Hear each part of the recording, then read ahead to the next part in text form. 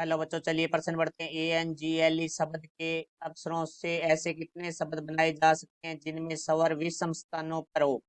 मुख्य अवधारणा। तो हमारा जो प्रश्न है वो कर्मच्य से संबंधित है। देखो भाई, हमारा NPR मतलब N अक्षरों में से R अक्षरों को लेकर बनने वाले शब्दों की संख्या है वो हमारे पास फैक्टोरियल N बटा में N माइनस R फैक्टोरियल होती है, जहाँ N फैक्टोरियल बराबर हमारा होता है N गुणा N-1 गुणा N-2। इस तरह से गुणा में चलते 3 गुणा 2 गुणा 1 तक। हमारे पर्सन में जो शब्द दिया गया है वो है हमारे पास है एंजल।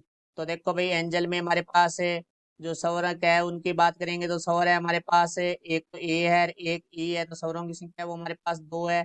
अब हम बात करते हैं व्यंजन के लिए। तो व्यंजन देखो कि इसके अंदर है N है, G है, L है, 3 है। व्यंजन 3 है तो हमारे पास कुल अक्षर हो गए वो 5। तो 5 अक्षरों को हमें शब्द बनाना होगा तो हम 5 रिक्त स्थान लेते हैं सबसे पहले, जैसे 1 2 3 4 और 5।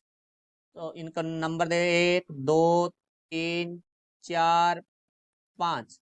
तो अब देखो उसने कहा है कि विषम स्थानों पर हमारे स्वर आए। तो विषम स्थान देखो कौन कितने हैं हमारे पास, 1 2 3 स्थान तो विषम है वो 3 है, परंतु हमारे पास स्वर 2 ही है तो वहां एक व्यंजन आएगा हमारे पास। तो देखो भाई, इसको कितने तरीके से हमारे पास देखो। अब इसको जो 3 स्थानों को भरेंगे पहले हम, तो 2 स्वर लेना होगा और एक व्यंजन लेना होगा। तो व्यंजन हमारे पास 3 है तो 3 में से हमें एक लेना है। तो देखो, जब 3 व्यंजनों में से एक व्यंजन को चुनना हो तो वो हमारा संचय से चुना जाता है। और संचय में हमारा NCR बराबर होता है N अक्षरों में से R अक्षर को चुनना, तो फैक्टोरियल N बटा में N-R फैक्टोरियल गुणा में R फैक्टोरियल। तो यहाँ से देखो भाई, अब हम बात करेंगे विषम स्थान में अक्षर लिखने के कुल तरीके। तो देखो भाई, हमारे पास दो तो स्वर हैं और एक व्यंजन है, तो 3 स्थान है। 3 स्थानों पे हमें 3 अक्षर लिखने हैं, तो 3 आ जाएगा गुणा में, क्योंकि हमें एक व्यंजन चुनना भी होगा 3 में से, तो वो हो जाएगा हमारा 3C1। तो देखो अब इनको हल करते हैं। हमारे पास है तो 3 है तो n का मान 3 है तो फैक्टोरियल 3 बटा में 3 - 3 फैक्टोरियल गुणा में 3C1 है तो 3 फैक्टोरियल बटा में 3 - 1 फैक्टोरियल गुणा में 1 फैक्टोरियल हो जाएगा, क्योंकि सूत्रों में हम मान रख दिया। तो से 3 फैक्टोरियल बटा में 3 - 3 हमारा 0 फैक्टोरियल हो जाएगा, गुणा 3 फैक्टोरियल बटा में 3 - 1 हमारा 2 फैक्टोरियल होता है, गुणा में 1 फैक्टोरियल का मान 1 ही होता है।